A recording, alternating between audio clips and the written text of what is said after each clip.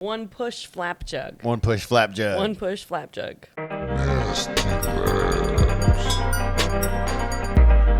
Nasty Labs.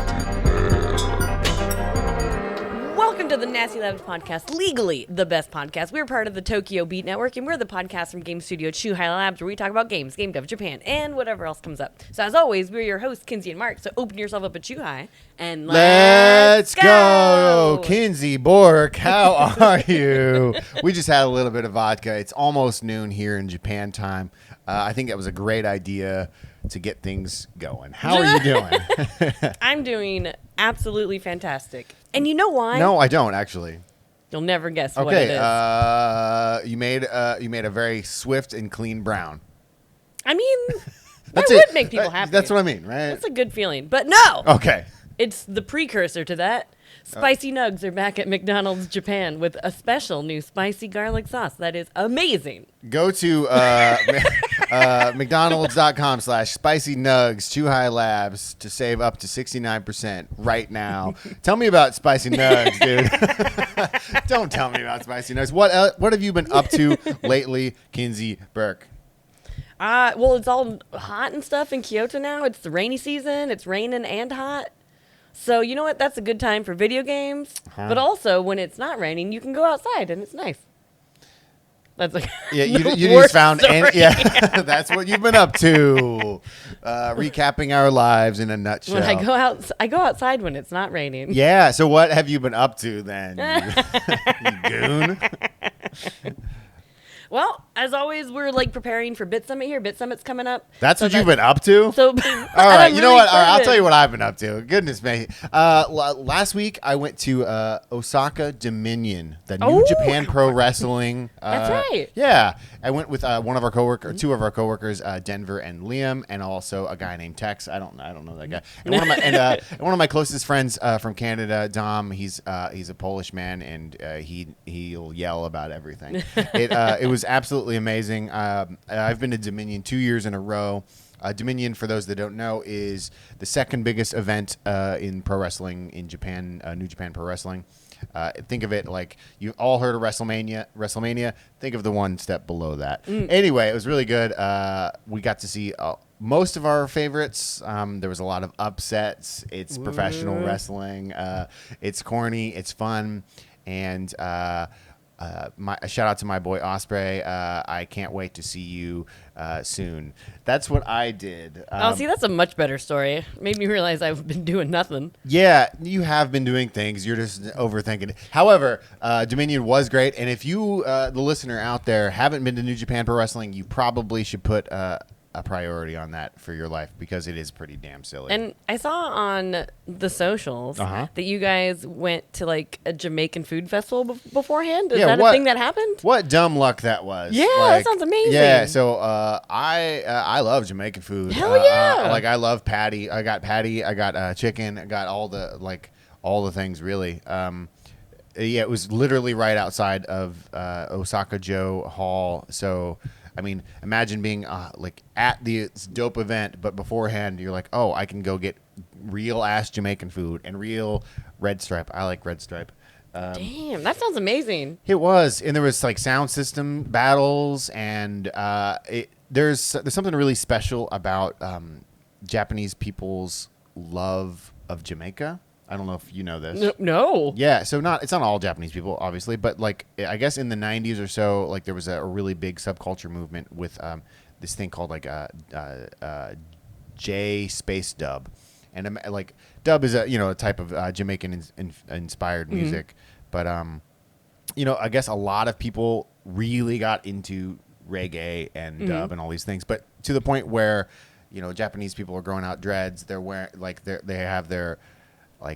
they're wearing Rasta colors. There's like reggae restaurants, reggae exclusive record stores. It's kind of that's crazy. So at first glance, you might say, "Oh, it's cultural appropriation." You might. You'd be totally wrong because it's purely out of love. It's purely out of like inspiration. So it's really strange and special, and I do feel really lucky that we have things like that here in Japan. Yeah. There are other subcultures like this, but this one is in particular great because I love patty, and I want to get some soon. That's what I did.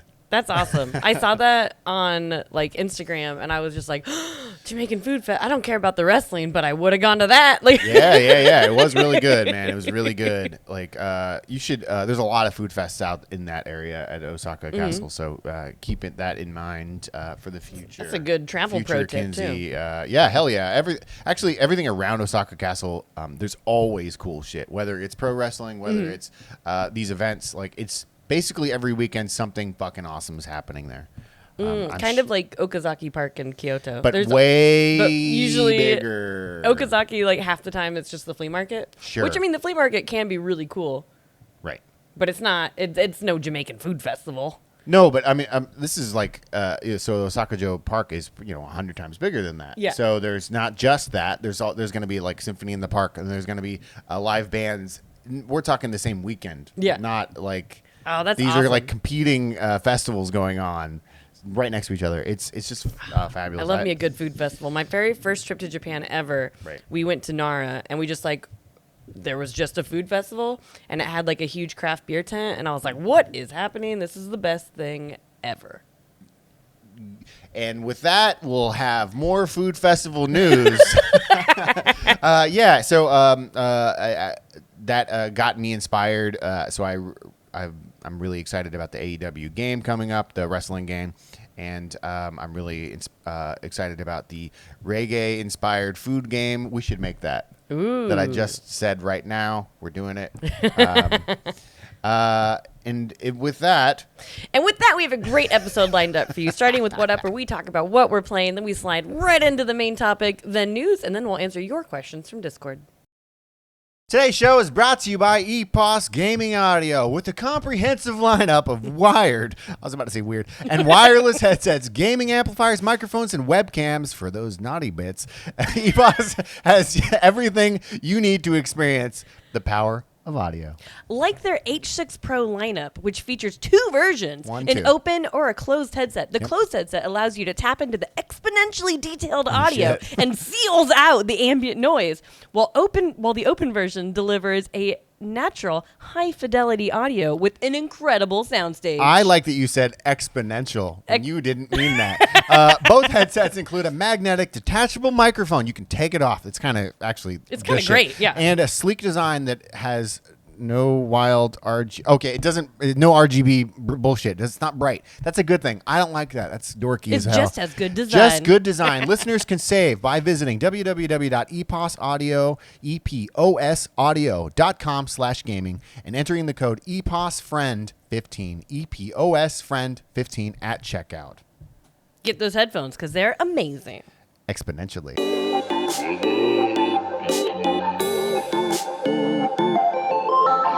And now it's time for whatever we talk about what we're playing, because that's right, we're gamers too. Oh, shit.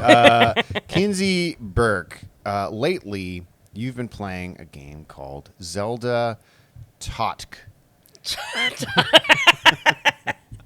As far as I know, that's what it's called. How I know we need an update of where we're at with Kinsey in the game tiers. Yeah, update. I'm Kinsey, and this is the Zelda Minute. Update. Hit it. I'm trying to think about where we last left off, because if you didn't know, I'm still playing Zelda. I kind of feel bad that this is like the third episode now of the podcast where my what up is Zelda, but I think we've been here before with Destiny. Yeah, most definitely. We've been here before. Yeah. But I guess my biggest update is I'm finally exploring all of the depths, because I hadn't really done anything. I've been avoiding the depths actively. Shit. Okay. And I found out a lot of the outfits are down there. Okay. And that's very important to me. All right. So I've been exploring more of that. And I've actually been having a pretty good time. It's like sometimes frustrating, only because so what's kind of cool and annoying about the depths is it's like an opposite of the surface map. So if there's a big mountain, it's going to be a big deep mine in the depths. If there is water on the surface, it's going to be a mountain. Sometimes Water, unpassable mountain. Yeah. Got it. Yeah, so it's inverted. It's inverted. Got It's it. the upside down. Yeah. Maybe they watched some Stranger Things. I think that. Yeah. Yes. Yeah. But that's been really great. I'm still afraid to really fight anything because everything's covered in fucking gloom. Okay. And I don't know if That's a you've Stranger encountered. Thing, right? No.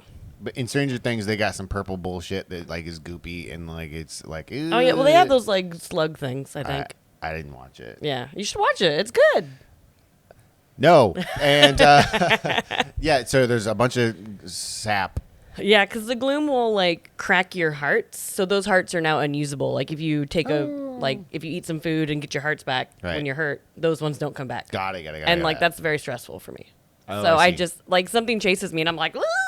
Yeah. And I just hop on my skateboard and I scoot away.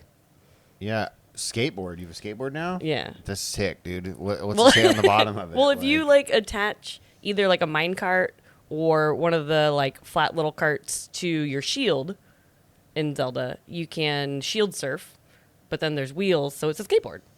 And it's kind of great. I use it all the time. I didn't know this. Yeah, and you can skateboard over gloom, which really helps in the depths because there's just fucking gloom everywhere. Get it? Okay, cool. Yeah, All right. So there's a bunch of slop in the bottom, and you're afraid of it, and That's the moral of the story. But it's been fun to explore the depths because I've explored pretty much all of the surface. So right. Okay, so it's basically this is the other half of the game that you're getting into, like Essentially, yeah. that's cool. Because this is like the new stuff, that Right. wasn't in Breath of the Wild. Oh, that's sick. I'm Yeah. glad. I'm glad you're still enjoying it. I look forward to next episode where you tell me about how the game's ending was really inspiring. Ooh. I look forward to that. That's you got 2 weeks to throw down, right? 2 strong see. weeks.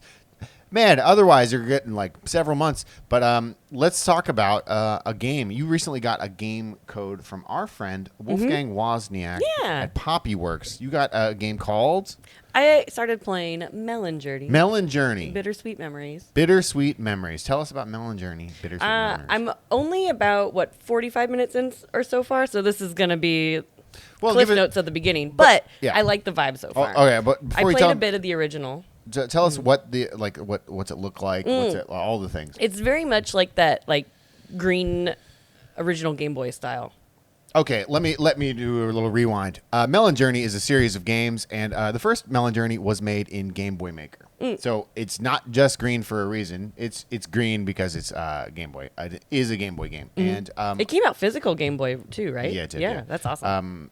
so with this one, I know that it's not a Game Boy Maker Studio or whatever it's called. It's not one of those games, but it is.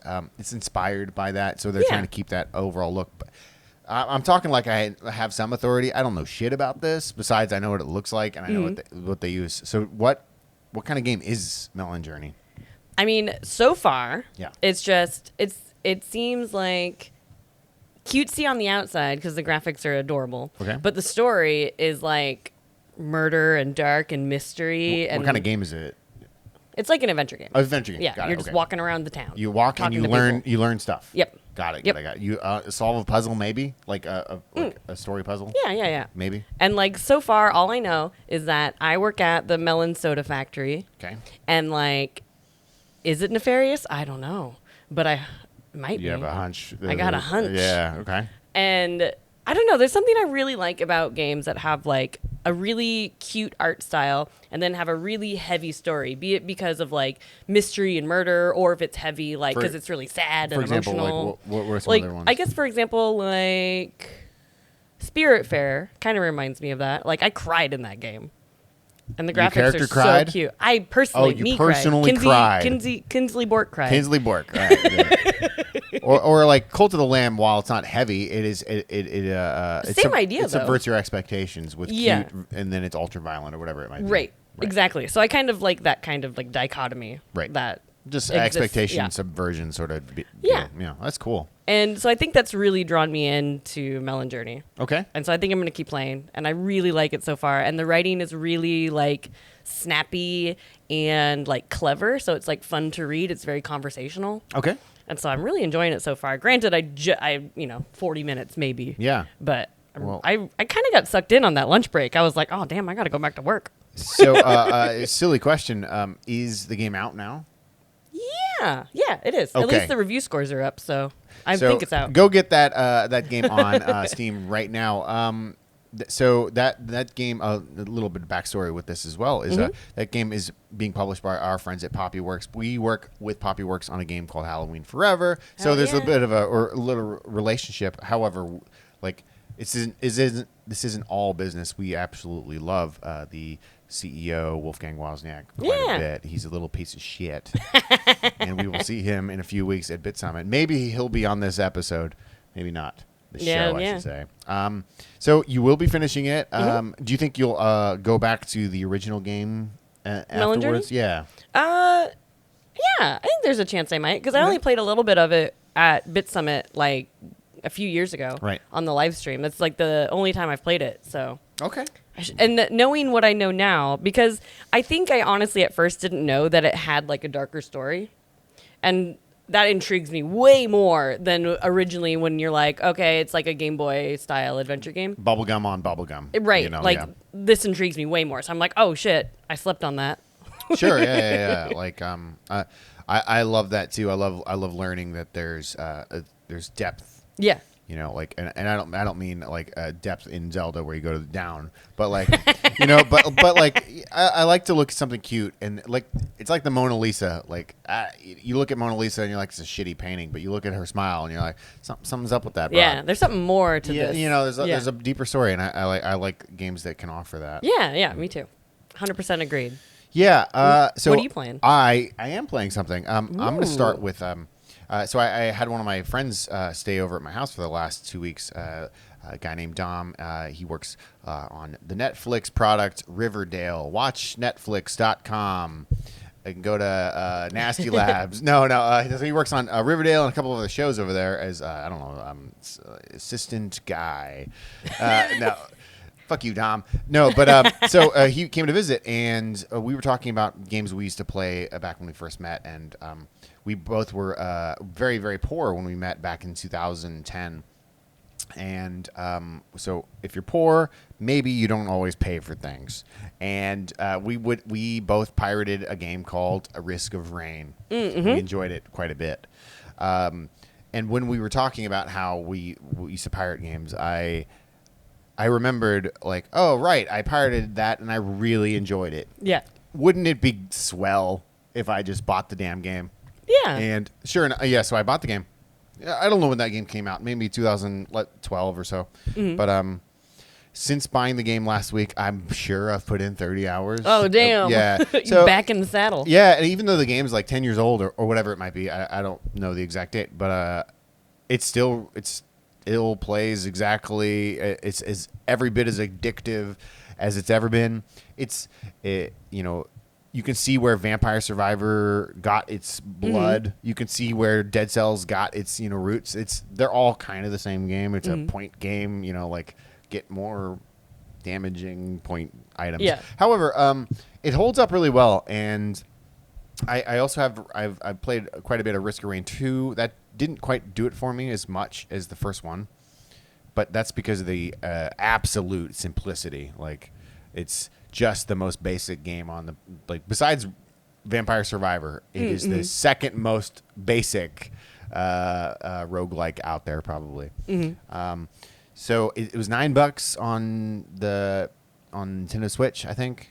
Worth every penny. I've already put in that many hours. I feel like I owe them more money. I feel like, because I did pirate the game, but I'm a cured man on that. I want to do right by it. So I'm gonna go buy a bunch of their merch, I think. Hell yeah, that's awesome. Just to be like, yo, I owe you guys, because you've got my time. You guys fucking rule. That's awesome that you're going back to it. Yeah, I kind of like revisiting games like that. Yeah, especially I don't know, with new context too, because I wasn't a game developer at that point, and I didn't have a lot of ideas of like why games are addictive or why they connect with you so well. And now that I do, it's kind of weird to look at it through a new lens. Yeah. Yeah. Especially games that are approachable like that, and that's clearly made by an indie team. We're an indie team, so we can see how we relate really well. This isn't Tears of the Kingdom where it's just a massively good game, and we could never make something like that. Right. You know, this is something that's maybe we could. So Yeah, that's awesome. hell yeah. Hi, this is Mono, the host of Tokyo Game Life, a Tokyo-based video game podcast focusing on Nintendo and gaming culture in Japan's capital. It's your slice of gaming life from Tokyo. Every episode features deep dives into gaming-related places to visit in Tokyo, interviews with fans, developers, and experts, plus detailed thoughts on both retro and new games. Tokyo Game Life, only on the Tokyo Beat Network. And now it's time for our main topic this episode, and that is, of course, the Summer Games Fest. Because it just happened last week, and there were a ton of big announcements. And for those who don't know, Summer Games Fest is Jeff Keighley's, you may know him from the Game Awards, kind of big June digital showcase thing that also has a lot of other companies doing big digital showcases. Right. And it's kind of like E3 digital time, fun time. Yes. You listen. You know what it is. Don't be a dipshit. Don't play us for a fool. We have probably watched every Summer Games Fest because it is E3. Essentially, I mean, well, 100% at this point because now the fact that all of the big names, Microsoft and your Sonys and your Devolvers, they all used to be over at E3. Now they're all over here. It's E3. So. Yeah, and like there was so many announcements. There's no way we can go through them all. Right. But we can just kind of talk about like our standouts. Okay. Things that we saw that were awesome. I think maybe both of our favorite thing was probably the Devolver Showcase. Absolutely. Like without a doubt. Let's not even start there, you know what I mean? Like let's start from the top and like talk about everything because there's so many showcases. There was a lot of showcases. There was like Capcom Showcase, Day of the Devs, of course Devolver, the Xbox Showcase, who had a massive Starfield showcase as well. Wholesome Games Wholesome Games was also there. Black Voices in Gaming had a showcase. Like there was so many there was a lot of announcements. Yeah, it's a little scary when there's that many announcements. Because I think even like when I saw advertisements for the Wholesome Direct, I think they said there's like showing 70 games, you know, and then like this other thing is like showing 140 games, and I'm like, oh my god. That's so many games. Yeah, it was actually kind of difficult when I was like, okay, obviously this main topic is going to be Summer Games Fest. Right. And I started going through everything, and I was like, wow, there's so much. There's so much. It's great. Yeah, it's awesome that the industry, like, it's so many different kinds of games, like it's so many like diverse genres, types, people, everything, you know, and that's awesome. But it's a lot of information to go through. But I mean, it's more than just a lot though, because like we can't go through all of it. Yeah, you know, so it's overwhelming. And I noticed it is a little bit more difficult as well in our time zone, only because typically, like for Summer Games Fest or any of the press conferences, when I lived in the U.S., I would watch them live. But now it's like I have to like always be playing catch up. It's a lot harder. Oh, I mean, that to me that's easier because like we can watch it at work, like because otherwise it would be after work. It'd be 6 p.m. or whatever, and like. I don't want to use my free time on stuff. I'm not trying to be disparaging. I just mean like when there's so many, when there's such volume of it, like it's a lot. It's a lot. There's a lot going on, and like part of me doesn't even know where to start. Yeah. So why don't we start with Microsoft? Microsoft? Yeah. Okay. Yeah. So. Oh, they had some really, really good showings. And, of course, they also had their massive Bethesda Starfield Direct, which I think was probably my most anticipated game. Yeah, that's why I wanted to start there. Because I think that... So, the Bethesda Direct, the fact that like they're separate, they shouldn't be. It's the same thing. It's the same in my brain now. Yeah, well, it's more or less. It's more like here's the keynote. You know what I mean? It's like here, like you of course know we're going to talk about these things, but yeah, let's talk about Starfield a little bit. You're the one that turned me on to this in the first place, and it's space shoot Fallout. It is more or less more so than our Outer Worlds. I think it's a little more Fallout-y.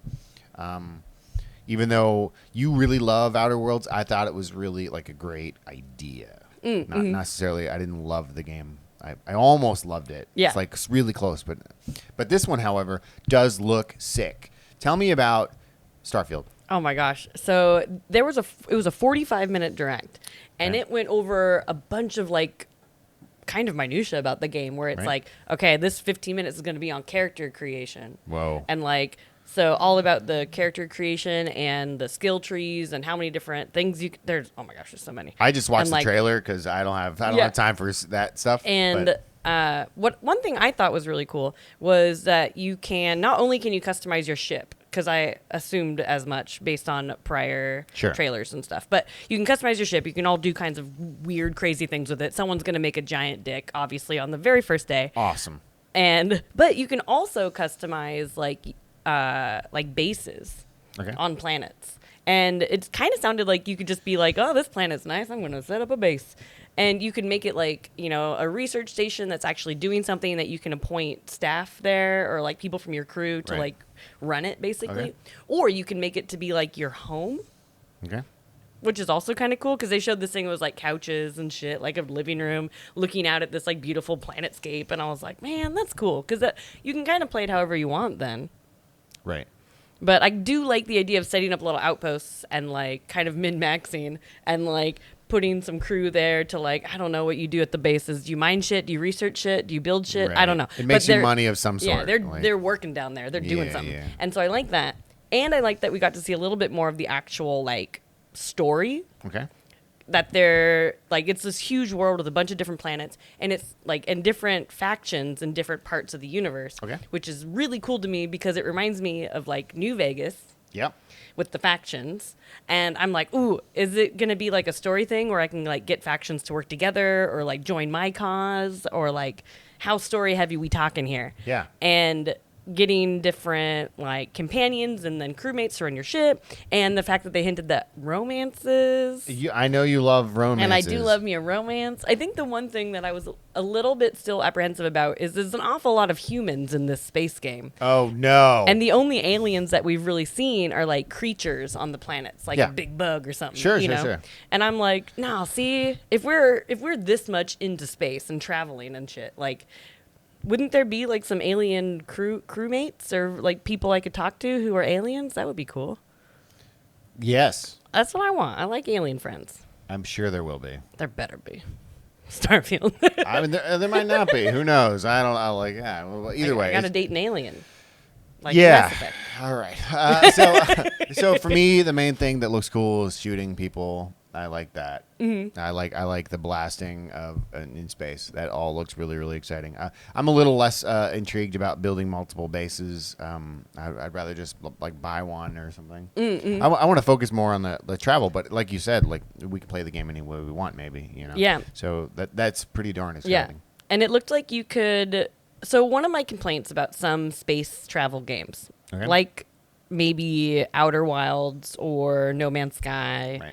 I really dislike flying through and having it take forever. I like the exploration part, but I also don't. Sometimes it just takes too long to get to point A to point B. And landing.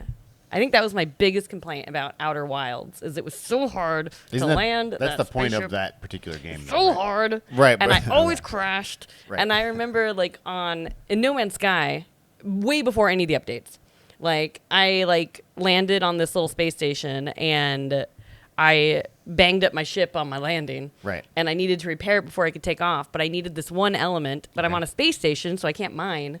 And I literally, real world time, waited like 2 hours, and different people were coming in and out of the space station. I was like, do you have it? No? Okay. Like, I just want there to be like some sort of auto land. And it kind of looked like that, where you can like make a jump and go to this planet and then pick where to land, and you just land. That's what I want. That's what I want. Okay. I'd be willing to bet that they have that, because this is Bethesda, and they understand that players' time and agency is the most important. Yeah, it's very valuable. Yeah, well, like they don't want you to be bored ever. Yeah. So because they want you to always be engaging in the game. So I have a feeling that will be tuned exactly to the way Kinsey wants. Yes. I'm 99% sure of that. But I think this whole Summer Games Fest was a good time for space games as well, because go on. was that at the Ubisoft one? There's so many showcases. I didn't even know there wasn't going to be soft one. That's They all I know. announced Star Wars Outlaw, Okay. which I think looks absolutely amazing. Tell me about it. Because it's like they're looking for that like Han Solo rough and tumble scoundrel Dash adventure. Rengar. Yeah. That's who they're looking for. And like really we didn't really see a ton, but it has like I think her name's Vess, the like woman scoundrel protagonist, seems really badass, and she's got that little like alien friend who runs behind her, and like it's really cute. I don't know what kind of game this is. What kind of game is this? I'm assuming like just adventure, third person adventure kind of thing. Got it. But it looks really cool, and I like Star Wars, and I like scoundrel stuff. Scoundrel stuff. Yeah, because when I was replaying KOTOR not too long ago, Yep. always scoundrel. It's the way to. It's like this. Is it a class? Space rogue. Oh, okay. Yeah, I see it. But that's a class they use in that. Got it. Yeah, Oh, that's cool. space rogue. So you like space quite a bit. Do like space. Another slightly space-related, but not entirely game, a standout piece for me. My biggest standout, more so than Starfield, though I was pretty excited about it, was Cyberpunk, Phantom Liberty, I believe it's called. That's the new DLC that's coming out for Cyberpunk. Cyberpunk, as some people might know, I love Cyberpunk. I think it's a perfect game, and I know that not everyone agrees with me, and that's okay because we're allowed to be different. This one is going to be it has Idris Elba as a voice actor, and like Looks so cool. And basically it looks like him as well. I feel like all modern games, when they have the famous voice actor, they also just go ahead and make him look like It's like mocap, yeah. which not just mocap, but it's like just them. Yeah. It's like fucking them. So I don't know much about what's going on with this DLC, but it looks like I've heard that it's like another 30 to 40 hour adventure. So that's a whole other game. Yeah. Also, I'm guessing it takes place in San Diego. I know that doesn't matter at all, but like it looks like you get to cross the border. Already in Cyberpunk, it's a massive fucking game, but there's like borders that you can't ever cross. And it looks like they had set this up all along that you would eventually be able to cross this border and go to this other city. Oh, cool. Whatever it might be. I'm really, really, really excited about it. So that is definitely my number one. And I want to talk about another mocap famous person game that was announced, and that's Fable. So first, I didn't play Fable. I never played a single Fable before. I played all the Fables. So I'm guessing it's a sword and sorcery slash 'em Yeah, up. it's like, and they always are like really like quirky and funny, and yeah. Well, this one's gonna be quirky and funny because right away in the trailer, it starts off with our dearest Richard Ayoade. You love Richard Ayoade from IT Crowd. He also has his own travel show. He's also in Garth Marenghi's Dark Place and Dean Lerner's Man to Man After Dark. Great show if you haven't seen it. It's all on YouTube. I like these deep cuts. They're his main cuts. You know, I mean, that's fair, I guess, for him. Like they're his cuts. They're not even deep. They're like the BBC has a lot more things that we haven't seen. He's a British comedian, and he's kind of an absurdist. And in this trailer, he just starts talking about like the world that you're living in and heroes. Mm-hmm. And how he's really into vegetables. And he's into vegetable growing. The real hero is the person that grows the big vegetable. And the trailer is quite amazingly quirky. It does get me excited about this series of game that I've never had any interest in. And now I'm like, oh yeah, you're pulling me in. Rarely do I say I care about spoilers, but I would say watch this trailer. It's pretty fun. There's a little quirky thing at the end. It's the twist is good. It's a good twist, and it's got Richard Ayoade in it, and you love him, and I'm pretty jazzed about that. It was a delightful trailer. It was a delightful trailer. I really like all the Fable games. I really like that, medieval like nerd RPG that I love. But then you make it funny. Yeah, God, I love it. I don't like the first part you said. The medieval. I don't like that setting so much. I do like it when it's quirky. Yeah. I like that. Suddenly it's okay. Like I couldn't ever play Skyrim, but I could play a Skyrim that's like, I don't know, somebody's got a laser sometimes, or like the the cook farts while he's cooking or something. You know, I should play Fable. yeah. So I'm legit excited about this. I remember in Fable 3, Okay. there's a part where you just like make a bunch of decisions about this town. Okay. And you can choose between opening an orphanage or opening up a brothel. Ooh. And I chose the brothel. A broffanage. A broffanage. Yeah. But then once you open the brothel, and then when you're walking through the town, all the children were crying outside of the brothel. Like I had just kicked them out of their home. Kingsley God, I Bork, love dude. Fable. They're pulling a. So you had two options. Like you could corrupt the world and squeeze money out of people, or you could help children. And, like we know where your heart is. All right.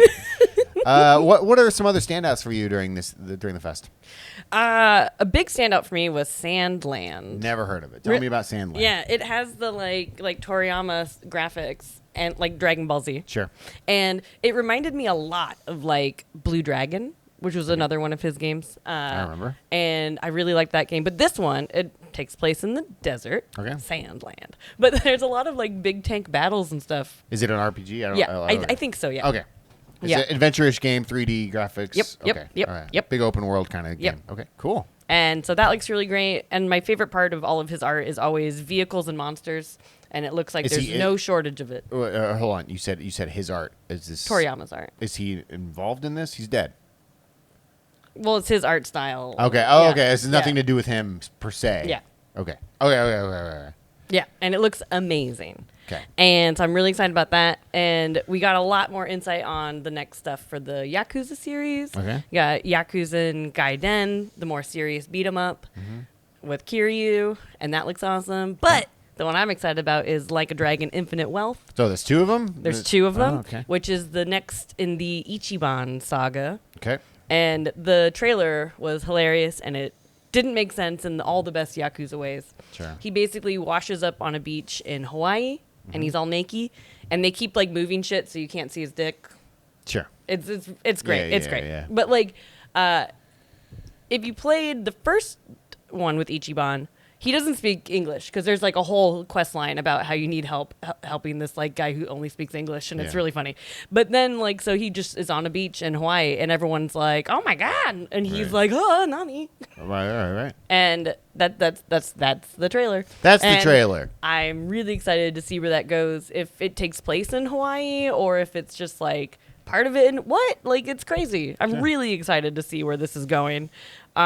New horror game with John Carpenter. Toxic Commando was announced. Yep. Star Trek Infinite was announced, which Which is what?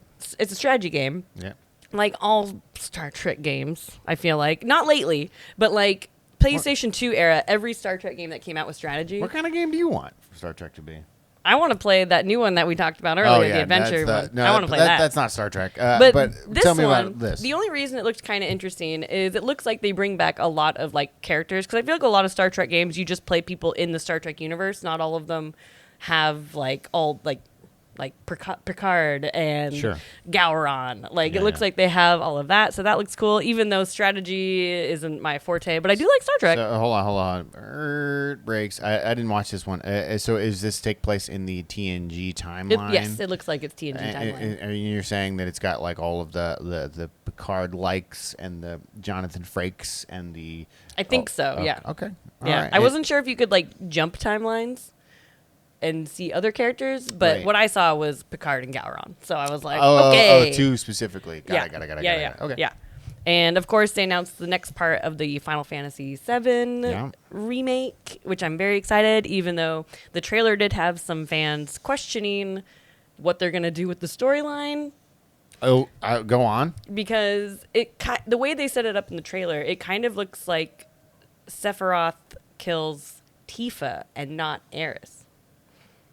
Oh no. But they set it up that way, so that could just be like a Subvert your expectations. like to make Aerith live, but sacrifice Tifa. I don't know if a All lot right. of people are down for that. So I'm gonna put money on the table this time. All right. Uh-huh. I'm putting money on the table that none of them are gonna die. That's kind of what I'm thinking. I think they just set it up that way because that's a good like kind of PR move. Then everyone's talking about it, and everyone's like, "Oh my god!" Oh sure. Well, yeah, you know? yeah. Get people angry. You know, or at least excited. It doesn't matter. Get people like talking about your right, shit. right, know? right. Like it's better to be notorious or infamous than like not spoken about. You know. Yeah. Yeah. Yeah. So that's pretty cool. What else we got? What else? I think. Let's see. What else do I have left on my list? Oh, we haven't hit Devolver and we haven't hit Twisted Metal. Man, we got. Tell me about Twisted Metal. So much. There's the Twisted Metal TV show that will be premiering on Hulu, Netflix. Paramount, Paramount. Peacock. I have no idea where it's going. One of the things you pay money for. But I think this was our first look at Will Arnett as Sweet Tooth. I didn't know it was Will Arnett. Yeah. That's pretty cool. It's pretty cool. He kind of uses his Lego Batman voice a little bit. Okay. But, yeah, it looks cool. I don't know. It looks silly. Are you which a I'm down Twisted for. Metal fan? No. Do you know anything about Twisted Metal? Very little. So none, right? Yeah. Yeah. Oh, okay. Yeah, I mean, it I guess it would make a cool show. I don't really know. Like, I think it's a sick game and I actually like the plot very much, but I don't know how they. You should watch the trailer. Yeah, I saw the first trailer, so I haven't seen any with voice acting. So yeah, I will check this out. I do love Twisted Metal. I think it's a underrated series, and it needs to make a comeback. And obviously, they're trying for it. Yeah. So I'll be honest. I wanted to make a Twisted Metal game, and like 3 years ago, and no one else. It made sense to no one else, but I guess it still doesn't make sense because instead of making a game, they're making a TV show. Yeah. You know, so Yeah. It does make sense. And I know this game was announced a long time ago, but I didn't really see anything about Sure. it, and that is Pow World. I still don't know how I feel about it. So it's basically a Pokemon clone, Yep. and they have all these different like monsters that are basically Pokemon, and they're Yeah. cute, and they're Pokemon. But you can like give them guns, or you can. It's also I think it's a shooter. Mostly. So you can shoot or you can give the guns to your Pokemon, your pals. I don't know what Sure. they're called. Or it looks like you can have them work like on your farm or work in factories building guns. Like there's no animal welfare laws in Pal World. Right. Yeah. So It's wild. when you say Pokemon clone, like let's be real, spot honest. It's not. I mean, it's like clone. It's like 1-to-1. Like It's like what if 100%. Pokemon had guns, and that's what this is. Like yeah, like I don't give a shit about Pokemon, but these look exactly like to me. They look exactly like Pokemon. It seems like it's a very hyper cynical game, and I'm excited when people make things that are a little fucked up. Yeah. And yeah. I'm excited to see where this goes. This game it's a game about slavery, bro. Kind of, yeah. I mean, even in the trailer, they're like they force them into factories, bro. That's about that. That's called slavery. So I like it when people do things that are a little make things you can't really talk about. Yeah. And this is that. Yeah. So I don't know. I'm excited to see where it goes. So finally, I think we're going to talk about Devolver Direct. It was wonderful as always. Save the most fun for the last fun. Tell us about Devolver Direct. Devolver Direct, though, I guess we should say that started before any of these. It started before Summer Games Fest, I believe. Yeah. I believe it was 2016 or maybe 2017. 2017, I think, was the first one. Every year they do. They've had like this continuation of a story. First year we got our character Nina Struthers, who tells us about the games. Second year Nina Struthers comes back, but she's a robot. Third year she's a bionicle. I don't know. Yeah. It's aliens or some shit. This year they changed it up just a hair. Yeah, didn't continue the storyline. This time, it's more like starts off very documentary style, like Sure. Thinking of the mascot of yesteryear, Right. And it which didn't exist, but it did in this universe, Right. and like establishing this mascot and who he was and everything, and which very is people called Volvi, Volvi. and people are very nostalgic for it. And then fast forward to the showcase, and they're bringing Volvi back. Right. So yeah, the whole thing is this documentary, faux documentary that's like akin to any video game, like where you have the people talking now about the past, and they make all this fake footage from the past that's absolutely amazing. They inject this character Volvi into every main main popular Devolver game as the main character. Whether it's Hotline Miami, you're Volvi. Whether it's Pikuniku. yeah, any of them. Yeah, right? Gungeon. They show him in all of them. I kind of like that he's supposed to be a vole, but to me, he looks like a mango with a big arm. Yeah, I mean, I think Vol is only he's only Vol because Vol is the closest word they can get out of Devolver. It's really cute. And they have this huge budget video. Yeah. But then they wrap that around 4 game announcements. Yeah. They always do a phenomenal job of not over indulging and not showing us 10,000 fucking games. They show us 4 games with great production value. Yeah, yeah. And I don't want to give too much away because if you haven't seen it, you really need to watch it. Yeah, it's a must. Yeah. I don't know if there's anything you can give away besides it's Devolver, so it's going to be gory and crazy. It's any of the games. I think Baby Steps looks hilariously awesome. Tell us about Baby Yeah, Steps. because it's like I love the premise of it because they're putting like the whole premise of the showcase is they're putting like game prompts like you would for like ChatGPT to make the game.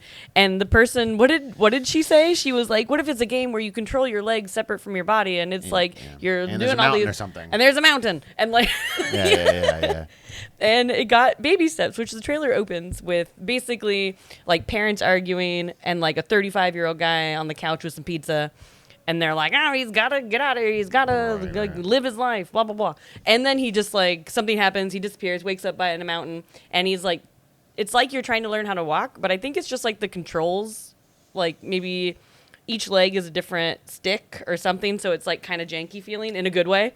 And sure. No, I mean, that's, I mean, it is janky feeling because it's supposed to be. It's supposed to be. So it's made by the creator of Getting Over It with Bennett Foddy. So for those, if you know what that game is, then you'll know what this game is going to be. It's meant to frustrate. Yeah. It's made like, and the joy that frustration can bring. Yeah. And I like the little story bits it had in the trailer with like where he like knocked over that dude's pile of rocks. Yeah. It's pretty good. It's pretty good. And, of course, Talos Principle 2, I'm very excited for that. Yeah, that looks phenomenal. Yeah, I really liked the first one. And it sounds like this one is going to have a little bit more, like, behind the scenes of why you're doing these tests. And I'm kind of excited for the story aspects of it as well. Yeah, overall, so there's 3 games or 4 games on the, it doesn't really matter. Not many. I liked it. I liked it a lot. My main takeaway of this showcase versus all the other ones is Devolver is still not afraid to take chances. Yeah. And all their games they're absurd, but they're also very tight. These are tight, perfect games, but they're not wholesome. They're like, and that's a good thing. And I don't mean like wholesome games are good or bad. I mean, this is just a different type of thing. Yeah. Devolver has their own brand of games. They're for adults. You know what I mean? Like they're for adults that like silly shit. So I'm fucking excited about all of these games. Hell yeah. Shout out to our friends at Devolver because you killed it. It was amazing. And if you haven't seen it, make sure you go watch it. Yeah. And with that, we should talk about our dear friend Dan Gorman with Play This Shit. Hello, my name is Dan Gorman, one of your trusty Chuhai Labs moderators, and I'm back again to tell you to play this shit.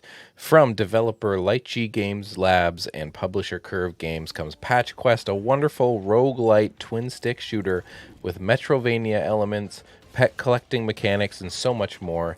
In this game, you will be exploring a patch-based environment full of hazards, things that give you status effects. You'll be lassoing up monsters to mount or send back to your home base or use to navigate around different things in the world.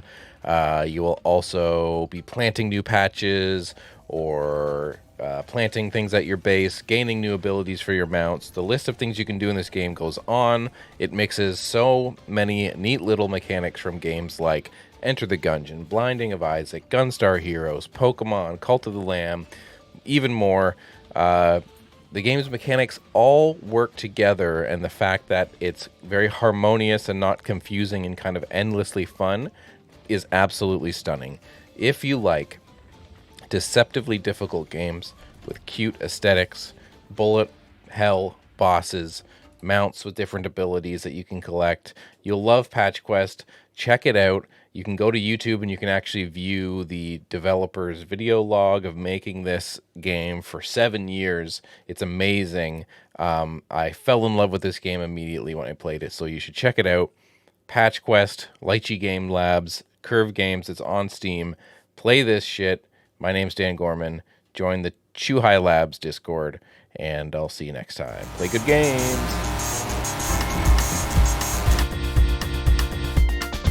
And now it's time for the news. Kinsey Burke, before you start, I just want to say it's great working with you. All right, thank you. I think that Fucking cheers, man. Yeah, dude, I think you're a great partner to make this show with, and I'm really glad that you're here in Japan and you're not stuck in that prison state that's Washington. Prison state. You know, my high school had big floor-to-ceiling windows in the cafeteria. Go on. And it looked out over a prison. Sick, dude. And so teachers would be like, "You gonna be bad? You gonna be there." And what I mean, you would still clog the toilets and be bad, though, right? 'Cause Yeah, it's cooler. yeah. It's way cooler to be bad. Duh. Kinsey, this first article that's in the news is very near and dear to our stomachs. Speaking of nuggets. Yeah, speaking of bad bitches. Yeah, bad bitches. What's going on? McDonald's released a brand new Game Boy Color game to celebrate Grimmace's birthday. Yes. And for those of you who don't know, Grimmace is one of the McDonald's mascots who was featured in many commercials starting in the 1970s. He loves to skateboard and to hang with his friends, Bertie the Hamburglar and the McNugget Buddies.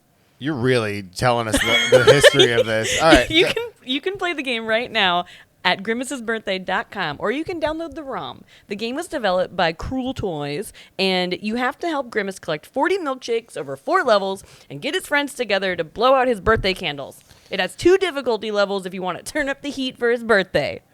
It's a good copy, huh? Yeah, it's fine. Yeah, so when I'm 52, somebody make a game about me, all right? Right? I'm just saying. Skateboard and gathering milkshakes. So when this got announced, or when we saw it on Twitter or Just, whatever, dropped it, right? yeah. When we all played it immediately. I beat it Yeah. because it doesn't take long. It is really fucking cute. Mm-hmm. Straight up, it's really cute. The sound design's great. The gameplay is a side scroller. It's a side-scroller skating game. There's no fucking skating.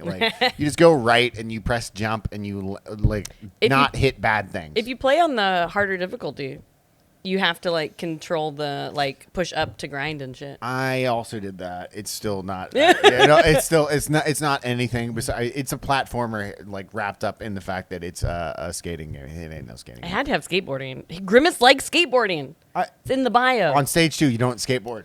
No, On stage 2, you run. His animation, his walking animation, that was hella cute. 'Cause Yeah. Grimace is a big purple jubbly bub. Yeah, so. jubbly bub. So, yeah, it's mad cute. Shout out to Cruel Toys. I went on their website. I did a little spying about these Brooklyn-based developers. They're not just developers. They're an art collective. Cool. They're a little and they seem like hyper cynical. All of their products are have death fucking or something like that. I don't know. It's all weird and absurd. Shout out to them for getting that McDonald's contract. Yeah, well, okay, so that's what I shout out to them for sure. But also, they've worked with Spotify and they've worked with a bunch of other mega jumbo. They probably just hang out in those circles, you know. Yeah. They hang out in the Met Gala circles. That's what Yeah. they seem like. So they seem like cool yet douchebag types, and I want to meet them. Yeah. If they're in the game development scene, they would be I don't know, the coolest ones, and none of us would speak to them. Yeah. But back to the game. It is really fucking cute. I'm really into it. Yeah. Thank you for making this a news item. Hell yeah. I really liked this thing. And yeah, you can play it in browser at grimacesbirthday.com. And that website is really fun because it just looks like playing Shit. in browser in 1999. Yeah, for sure. It's like a sick website in 2001. Yeah. For sure. Yeah. For sure. Yeah. So definitely check it out. And our next news story is Tears of the Kingdom's players have figured out how to make music with the Zonai devices.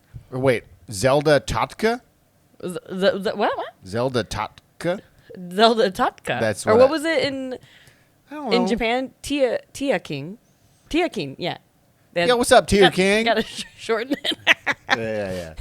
So tell us about the news on Tears of the Kingdom. Tears of the Kingdom. So, using the stakes at various depths and angles and hitting them with lasers can produce different tones. And there's like some really cool videos out there of people making like actual music. Oh, I see. And it's really cool. And so, you know what? Now that you know, go do a Hyrule concert thing. Yeah, and post Do it it. in, send it in our DMs. You can find me at Instagram.com/Kinzilla. Yeah, if you do this and make some cool shit, like some cool music, post it on our Discord. We would love to see it. I would too. Yeah, see? Yeah, see, even I would be. I'm a petty motherfucker. I want to make fun of you. So post it because of that. Yeah, so that's really exciting. I think this last article last little thing is quite cute and near and dear to you, Kinsey Burke. Yeah.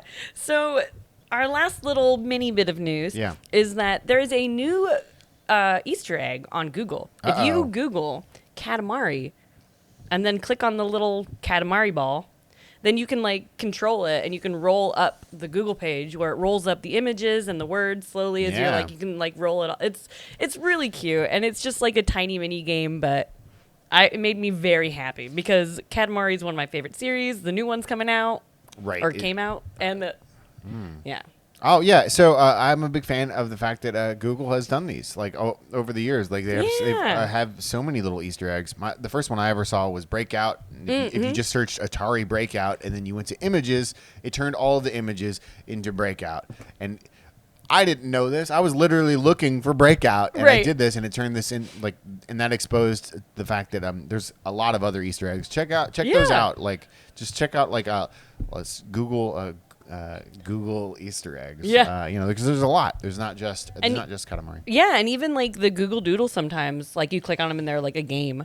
Oh, and right. like I remember the one that came out for I think it was the Tokyo Olympics, was like a rad game. I played all of it and I beat it. And I was like, did I just beat the Google Doodle game? Like it's so good. And I still think this isn't news, but I still think that when your page doesn't load and you've got your little dinosaur guy. Yeah. Oh, snap. I like the all snap. And you run to the right. That's all it is. That the one that's in your Google browser right now. I still think that is one of the cutest things they've ever done because they've never changed it. They've never improved it. It's the same game. One day I played that game for 30 minutes on the same life because you only get one life. And I bet I'm in the top 1% of players of that piece of shit game where you run to the right. I love it. I love that Google is always thinking about people like us, I guess. Yeah, it's great. Thanks, Google. And now it's time for Call Me Up, where we answer your Discord questions. If you ever want to ask us a question, go on over to the Chew High Labs Discord. Scroll on down, go to Call Me Up, and ask a question. Like Kinsey Burke, what is your shoe size? Kinsey Burke, where can I see more pictures of your feet? Kinsey Burke. Okay, so the first question is from one of your longtime patrons and a longtime fan, Cupcake. What are your favorite controllers? Hold on. The reason I'm asking this is because you're a controller person. That's why I'm doing the question. That's why I stole it from you. What are your favorite controllers, either from a compatibility, usability standpoint, first or third party? Cupcake really loves the 8BitDo Pro 2 controller. I do too. It's a great controller. And also, looking forward to the official Nasty Labs controller, the Night Trumpet. Great callback. Yeah, that's excellent. So, Kinsey, this one is specifically for you because you are a controller freak. You probably have 100 of them, I imagine. What are your favorites? I think my favorite controller is... Oh, okay. Comfort, Trying to think. comfort, and usability. Comfort and usability. Not the colors. I know. Colors is what I thought of first. Not colors, brah. I think the Xbox 360 controller is the perfect controller. Xbox 360 controller. It's so comfortable. And, I like the offset joysticks. Comes in a million fucking colors. Yep. I think it's the perfect one. I still use, just a wired 360 controller at my desk at work, every day. It's the most comfortable controller. I'm going to be really harsh and I'm gonna be really aggressive here. You're like, that controller fucking sucks. It is the best controller. It is. Like, of course it is. It's like not even close. I don't know. Like PlayStation, it never clicked with me. It used to be the best, and I don't know. Like these guys figured it out. Like I feel like everything now is sort of based on the 360 controller. Yeah, I think it was a game changer. Like a lot of things do the almost all third-party controllers I feel like have offset joysticks now. Right. Like with the exception of anything PlayStation. Sure, like but that's the way everything, they do it. Yeah. That's the way they do it. It's either the Microsoft way or the PlayStation way. Like, absolutely. Yeah. Like that it's a perfect controller. I mean, if I want to go a little bit earlier, I do like the GameCube controller. Okay. I think that's a decent controller, and it is comfortable to hold. Sure. I'm really nostalgic for the N64 controller. But that's nostalgic. That's not. It said comfort and usability. It is neither of those really. It hurts your thumb, and you're like, "Why are you over here?" Like you little mangler. But I mean, I would say that like I really like the Dreamcast controller. I think it was a really neat idea. Luckily, I'm not nostalgic for it. I didn't have a Dreamcast. I just thought it's fun to hold one. But bottom line, yeah, 360. I think we're both in the same camp. This next question is better for our CEO to answer. However, that motherfucker ain't here. So this is from Squidpo Quo, and he says, what's it like developing for VR? Is it vastly different, more frustrating, or freeing? Kinsey Burke, can you answer on behalf? Because we are not programmers. Yeah, we're not like programmers, and I came in at the very end of like the Carve development when I joined the company. So the only thing that I can really say is, I guess in a way it's more freeing, but in another way, hold on. You just what is the way that it's more freeing? I think, I don't know, because you have to put the headset on all the time. Then you can like, I don't know, kind of hyper focus in your little world and see exactly how things look. I'm gonna slam on the brakes and say the biggest complaint that we would often have would be having to wear my next the thing. VR. Like, 'cause Yeah. it is heavy after a while, and you have to, like, when you make the build, make it so you can play the game. Like, you have to wait and then put it on, and then oh shit, it didn't work, and then put it on. And oh shit, and it's just the iteration process just takes a little bit longer. Right, and like when I first joined, I was doing a decent amount of like testing. Right. And so I had that headset on a lot when I first started. Was it frustrating or freeing? That was kind of frustrating. Okay. Also, this is like kind of a just me thing. Sure. But I would like, I'm going to be on camera because at the time I was working in Seattle, so I was always on Zoom calls. And so I would do like my hair and makeup, and then I'd have to put on the headset, and then it would screw everything up. And then my headset is like covered in makeup, and I'm like, oh, God. All right. So let's get back to your first point. You said it was freeing. What? I mean, I'm not no, but how has it been freeing for you in any capacity? I do think it's like really interesting, and you can just do like kind of completely different things because it's a way more like immersive experience. Oh, sure. Yeah. I mean, but I do see how it could be really frustrating, like you were just saying, to be like, okay, let's do this thing. Okay, did it work? Nope. Okay, take it off. Nope, do this. Oh, did it work? Yeah. Like that back and forth, I can see being really annoying. Sure. But is it like the other question? Is it vastly different? It's not really. Like it's not really. At the end of the day, the only difference is one is VR and the other isn't. Like, that's the only difference. It might seem like there's a lot more differences, but there really aren't. Do you think that VR development will change a lot once there's more like AR, VR, MR stuff? So that way you have your headset on and you're like testing it, but then you can just be like, boop, boop, boop, and then it's like your desktop. So then you don't ever have to take the headset off. No, I mean, like... Not even, yes. Eventually, you will be working within the headset entirely. Yeah. So it won't be freeing or frustrating.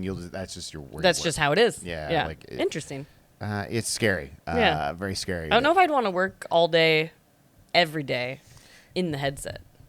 Yeah. Because it gets uncomfortable. Hell, yeah, because it's frustrating. And, yeah. And it's heavy, and obviously it's going to get lighter, and it's going to get it's going to get better and better, but I think it'll always be some sort of encumbrance, something. But it is, VR games are cool. VR games are cool. Sometimes. Yeah. Yeah.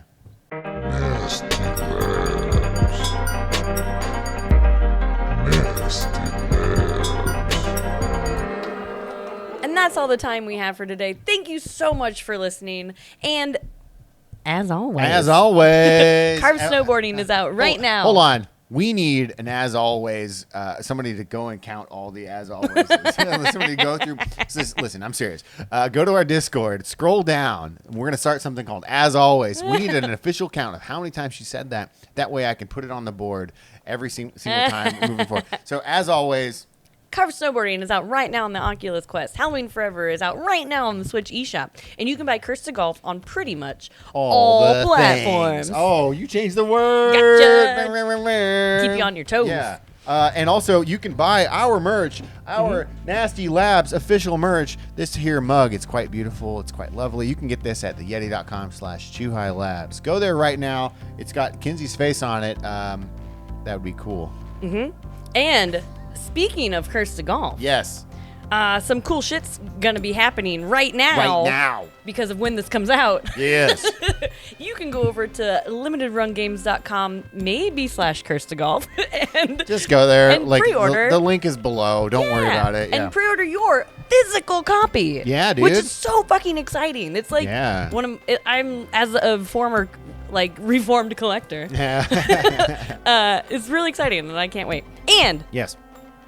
where And- can you find Mark Lentz on the internet? You can find me at twitter.com/thehenrydemos. Kinsey Burke, where can people find more Kinsley Bork? You can find me at Kinzilla, Kinszilla. And as always, you can find Chew High Labs at Chew High Labs on all the things. And thanks so much to the Tokyo Beat Network. And thanks all of you for listening, because you are legally the best. We'll see you in 2 weeks. Bye.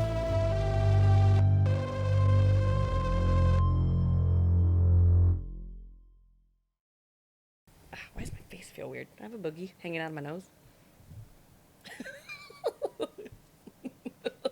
Am I good? Okay. Yeah, yeah.